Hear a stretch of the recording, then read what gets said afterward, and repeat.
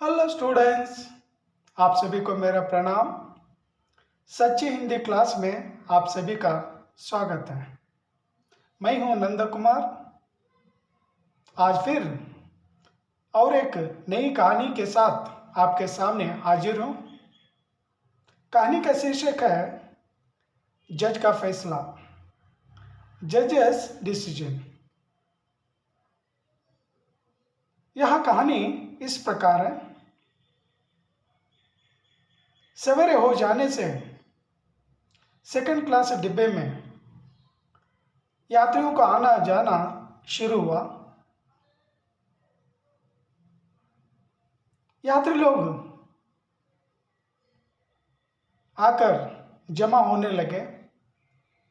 अलग अलग सूत्र से लोग वीहटा रेलवे स्टेशन से ट्रेन छूट जाती है और ट्रेन छूटने से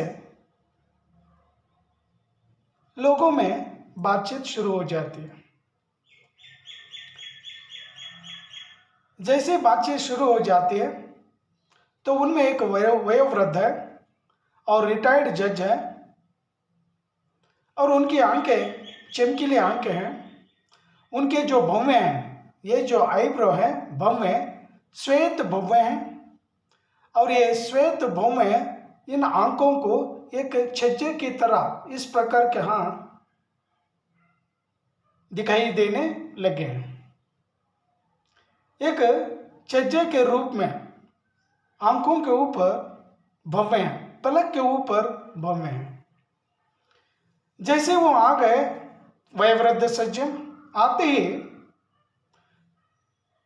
रेल की यात्रा का जो इतिहास है उस इतिहास में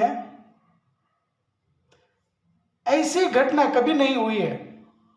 इन्हें जो रेल की दुर्घटना हुई है उस दुर्घटना के बारे में, एक्सीडेंट के बारे में वयोवृद्ध कहने लगते हैं।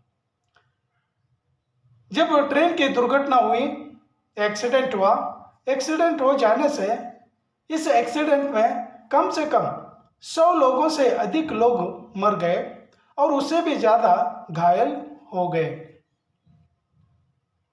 जैसे वयोवृद्ध इस घटना के बारे में कहानी सुनाने लगे, उस सेकंड क्लास डिब्बे में जितने भी यात्री लोग थे सारे के सारे हैरान होकर, आश्चर्यचकित होकर सुनने लगे और सारे लोग उस घटना के बारे में सुनकर भयभीत होने लगे। और उनमें एक नवयुवक बहुत ही स्ट्रांग इंजीनियर है और उन सारे यात्रियों में कोई भी कहे इस घटना के साक्षी नहीं है, कोई नहीं देखे। जब वयोवृद्ध सुनाने लगे तो सारे यात्री लोग सुनते सुनते, उनमें से जो इंजीनियर है, नवयुवक है, और वो अपनी कहानी सुनाने लगते हैं। मैं भी एक बार ट्रेन के नीचे आ गया, लेकिन ना जाने मैं कैसे बच गया, मेरा प्राण बच गया। मुझे पता ही नहीं चला कि किस तरह से मेरा बचाव हुआ है।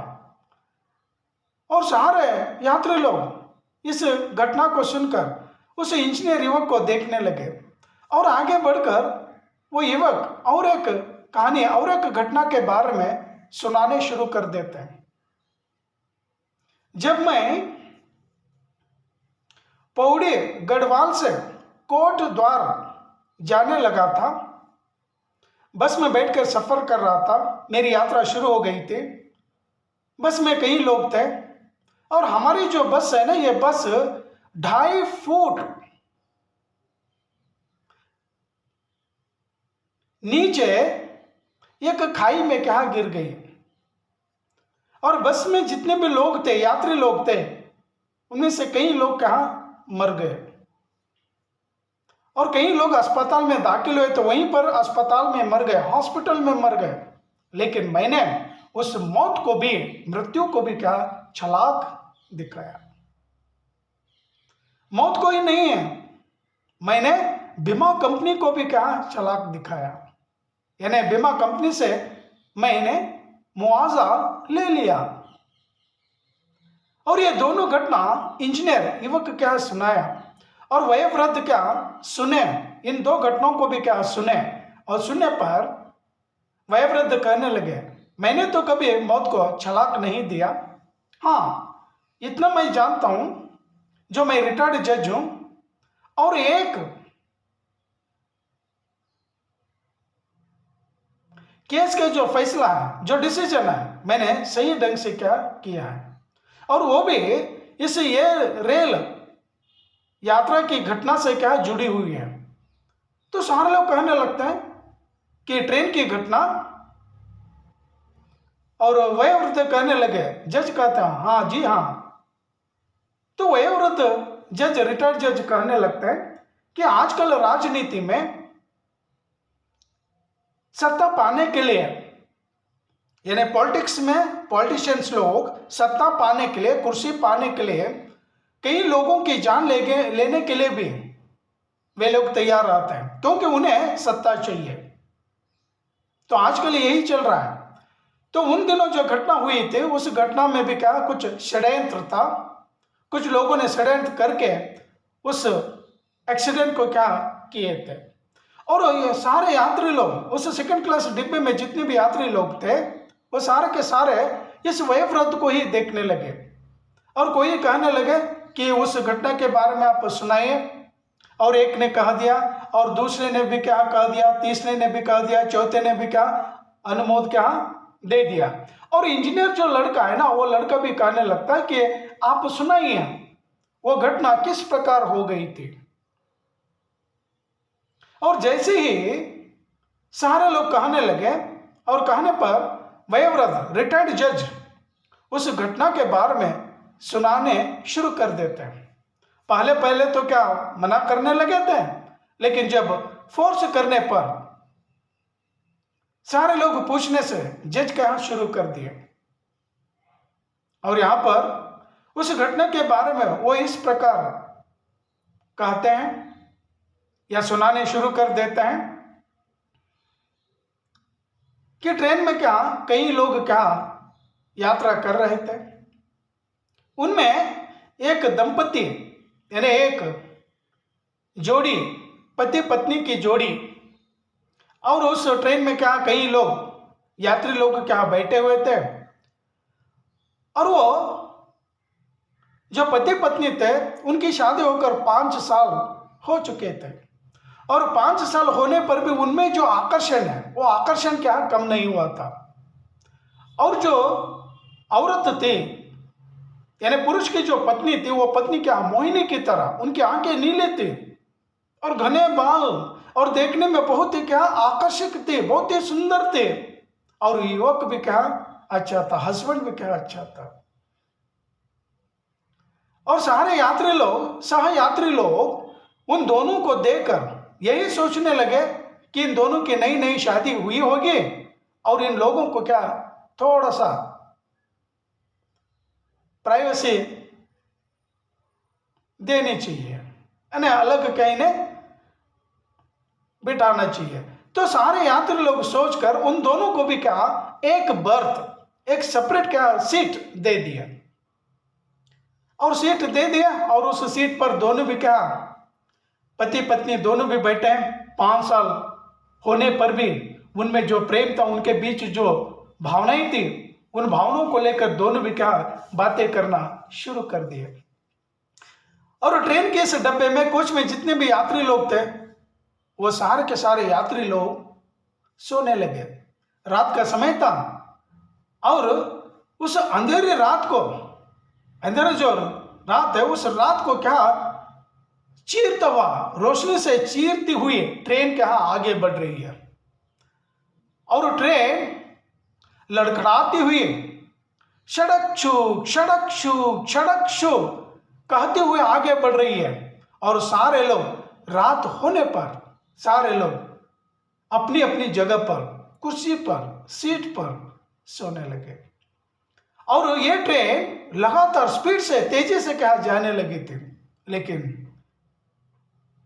कुछ समय बाद ऐसी आवाज आई जो लड़खड़ाती हुई ट्रेन जा रही थी, रेलगाड़ी जा रही थी, और शड़ाक्षू ये आवाज आई। आवाज आने से कई लोग चीखने लगे, कई लोग चिल्लाने लगे, रोने लगे, चिल्लाने की आवाज सुनाई देने लगी। और यहां पर ये जो मोहिनी है, ये दोनों पति पत्नी है, इनमें से ये मोहिनी भी कहा चीखने लगी। लेकिन वहां जो दुर्घटना हुई थी, वो दुर्घटना भयंकर दुर्घटना हो चुकी थी। और अगले दिन ये दोनों जो दंपति है, इन दंपतियों के बारे में जो रिटायर्ड जज कहानी जो सुना रहे हैं, तो सारे लोग कहने लगते हैं आगे क्या हुआ, क्या दोनों मर गए, दोनों पति पत्नी मर गए। रिटायर्ड जज कहने लगते हैं नहीं, दोनों अस्पताल में दाखिल थे, और पति भी कहां बच गया, पति को भी चोट लगी है, और पत्नी भी कहां दूसरे अस्पताल में पड़ी है, वो भी चिकित्सा ले रही है। स्टूडेंट्स, ये कहानी आगे बढ़ेगी, और जो कोई भी इस वीडियो को देख रहे हैं स्टूडेंट्स, लाइक करिए। अगर ये स्टोरी अगर आपको अच्छी लग रही है या लगती है तो आप लाइक करिए और सपोर्ट करिए। सपोर्ट के लिए सब्सक्राइब करिए, सब्सक्राइब करना ना भूलिए, और इस वीडियो को बीच में ना छोड़िए, स्किप मत करिए, अंत तक बने रहिए, अंत तक सुनिए, मेरे साथ रहिए, और ये कहानी आगे बढ़ाऊंगा।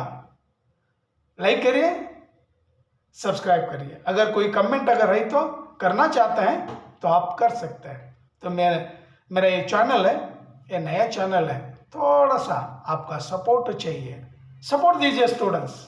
यस, आगे बढ़ूंगा।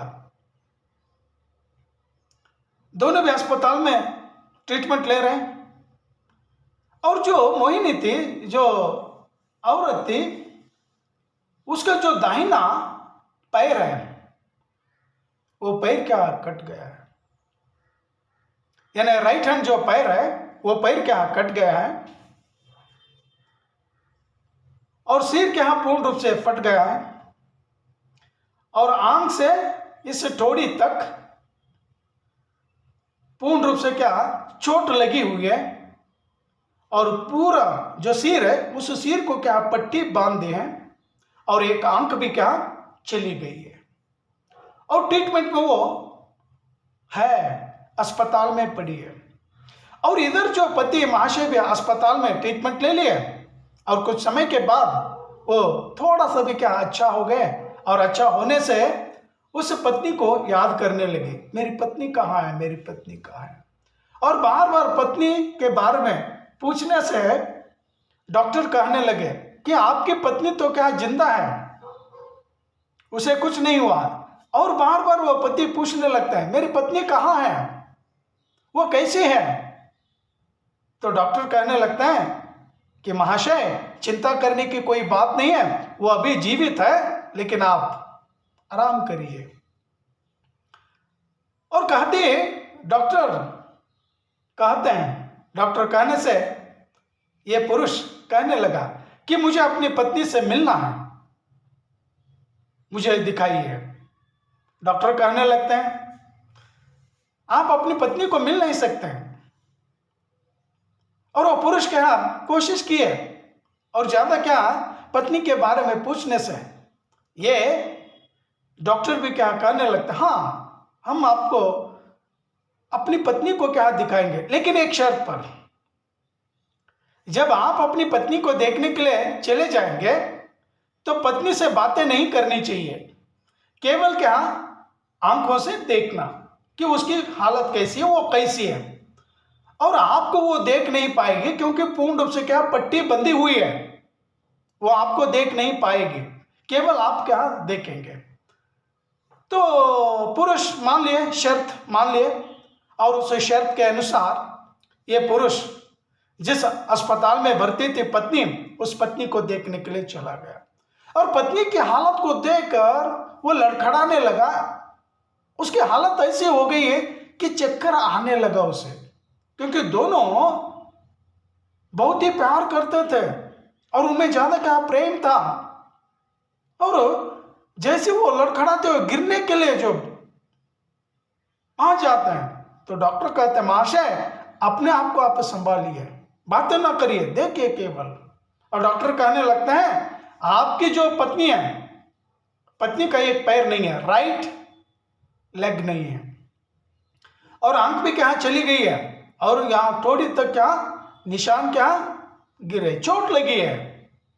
तो पत्नी की हालत को देखा और देखकर वो इतना गिड़गिड़ा कर रोने लगा, उसे ज्यादा क्या दुख हुआ। दुख होकर पत्नी को देखने लगा, पत्नी की हालत बेहालत हो गई और वहां पर चला गया।